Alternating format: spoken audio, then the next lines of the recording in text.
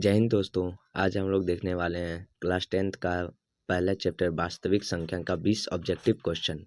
तो पहला क्वेश्चन है हम लोगों का √3 एक है। √3 एक अपरिमेय संख्या है। ऑप्शन नंबर 2 हमारे लोगों का आंसर। क्वेश्चन नंबर 2, दो लगातार संख्याओं का एचसीएफ होगा। दो लगातार संख्याओं का एचसीएफ 1। ऑप्शन नंबर 2 मेरा सही आंसर।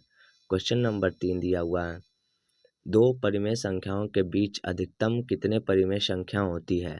तो इन्फिनिटी। ऑप्शन नंबर 4 हम लोगों का राइट आंसर। क्वेश्चन नंबर 4 दिया गया है, किसी पूर्णांक यम के लिए सम संख्या का रूप है। तो सम संख्या का रूप 0 और 50 के बीच कितने विषम संख्या हैं? तो 0 और 50 के बीच कुल मिला के 25 विषम संख्या हैं। ऑप्शन नंबर 2 हम लोगों का राइट आंसर।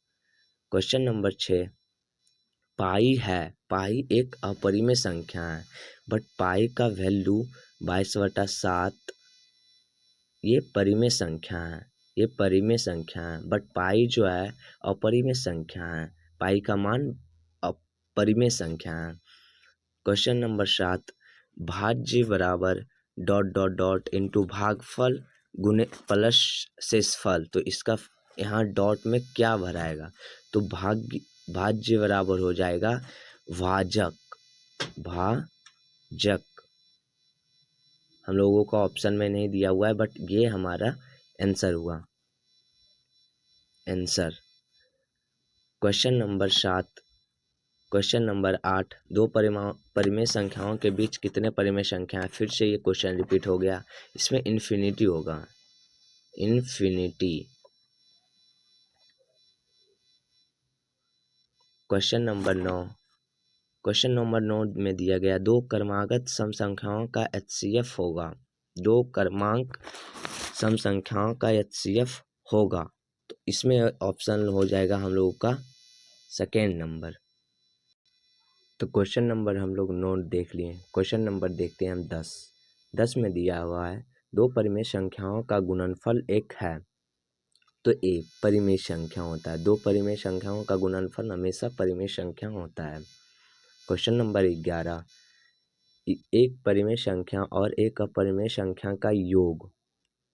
योग क्या होता है? एक परिमेय संख्या और एक अपरिमेय संख्या का योग हमेशा अपरिमेय संख्या होता है। ये VVI है, बहुत VVI है, ये हमेशा पूछते रहता है। क्वेश्चन नंबर 12, सबसे छोटा भाज्य संख्या कौन है? भाज्य संख्या हम उसे कहते हैं जो 2 से पूरा कट जाए।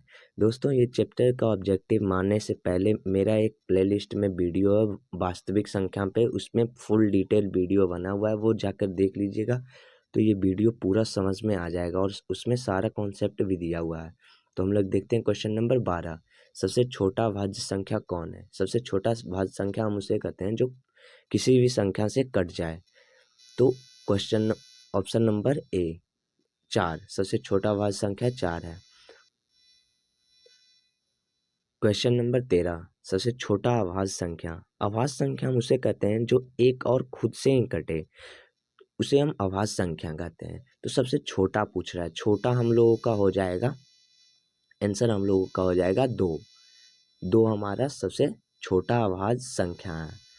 2 option number 4 answer. Question number 14 हम लोग देख लेते हैं, सबसे छोटा भाज्य संख्या और अभाज्य संख्याओं का एचसीएफ क्या होगा? क्वेश्चन दिया हुआ है सबसे छोटा भाज्य संख्या, तो भाज्य संख्या हम लोगों का 4 हो गया, और अभाज्य संख्या का एचसीएफ क्या होगा? तो हम लोगों का 2 हो जाता है। ऑप्शन नंबर ए हम लोगों का आंसर। क्वेश्चन नंबर 15 देख लेते हैं, निम्न में कौन सा परिमेय संख्या है? परिमेय संख्या हम उसे कहते हैं जो P/Q के रूप में हो और रूट में ना रहे, रूट से पूरा निकल जाए। तो √2 एक अपरिमेय संख्या हो गया, ये तो नहीं हुआ। क्वेश्चन नंबर, ये तो नहीं हुआ। √2 √3 का वर्गमूल भी नहीं निकलता है, तो ये भी हमारा, ये भी अपरिमेय संख्या हो गया। √3 हो गया, ये भी हमारा अपरिमेय संख्या हो गया। ये हम लोगों का परिमेय संख्या हो गया, क्योंकि √16 का वर्गमूल हो जाता है 4। तो हम लोगों का चौथा नंबर ऑप्शन मेरा आंसर हो गया। क्वेश्चन नंबर 16, निम्न में कौन सा अभाज्य संख्या है? तो अभाज्य संख्या किसे कहते हैं? वह संख्या जो एक और स्वयं से कटे उसे हम अभाज्य संख्या कहते हैं। इसमें कौन सा अभाज्य संख्या? तो अभाज्य संख्या 29। 29 किससे कटता है? 3 से कटता है 29। तो 3 9 27, 11 29 नहीं कटता है। तो हम लोग का एक ही पहला ही ऑप्शन हो गया मेरा सही। क्वेश्चन नंबर 17, निम्नलिखित में कौन अपरिमेय संख्या है? अपरिमेय संख्या किसे कहते हैं? जो p/q के रूप में नहीं लिखा जाए। तो 2.3 हम लोगों का परिमेय संख्या हो गया, क्योंकि पॉइंट हटाएंगे तो 1 और पॉइंट के बाद 0, तो ये मेरा परिमेय संख्या हो गया। ये √3 + 2, √3 तो अपरिमेय हो गया, तो हम लोगों का ऑप्शन बी। क्वेश्चन नंबर 18, निम्नलिखित में कौन परिमेय संख्या है? तो परिमेय संख्या है तो पहला ऑप्शन देख लेते हैं। तो पहला ऑप्शन में दिया हुआ है 2 + √4। तो 2 तो हमारा यही हो गया, प्लस √4 का वर्गमूल 2 हो जाता है, 2 2 4, तो 4 के बटा में तो 1 होता है, तो ये ही हमारा p/q के रूप में लिखा है। तो ये 1 नंबर ऑप्शन मेरा सही हो गया, ये परिमेय संख्या है। क्वेश्चन नंबर 19, इनमें से कौन यूक्लिड विभाजन नियम है? यूक्लिड विभाजन नियम a = BQ + R होता है, तो a = BQ + R नहीं है, तो ये ऑप्शन नहीं हुआ। a = R + Q, ये भी नहीं हुआ। a = BQ + R, ये भी नहीं हुआ। a = R = A + B, ये भी हमारा नहीं हुआ। तो हम लोग निम्नलिखित में कौन शांत है? शांत हम उसे कहते हैं जिसका हर में 2 और 5 आए तथा 2 और 5 एक साथ भी आए, या 2 एक एक बार भी आए, 5 भी एक एक बार आए, तो इसे हम शांत कहते हैं। ऑप्शन में हम लोग देख लेते हैं, एक ऑप्शन ले लेते हैं 25/16।